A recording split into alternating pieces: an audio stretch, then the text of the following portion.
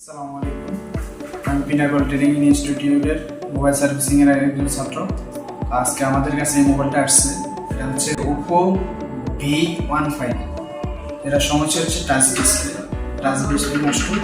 এখন আমরা ইনশাআল্লাহ এটা কাজটা করব। যে আমরা এখন ব্যাক কভার করব। ব্যাটারি এবং সিম আলাদা করে নিতে হবে। এখন আমরা টাচ ডিসপ্লে সেপারেটর দিয়ে এটা হচ্ছে হিট দেবো, আর এটা তাপমাত্রা রাখতে হবে 70 থেকে 100। আমরা এখন স্ক্রুগুলো খুলবো।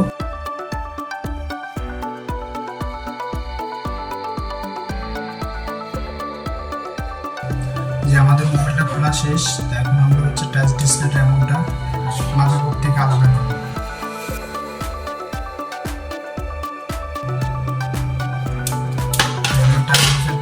আলাদা করছি, এখন হচ্ছে মোবাইলটা হিট দেবো।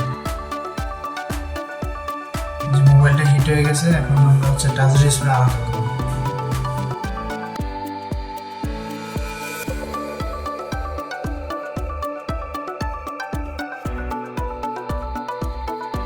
কেবল কোন দিকে আছে এটা খেয়াল রাখতে হবে।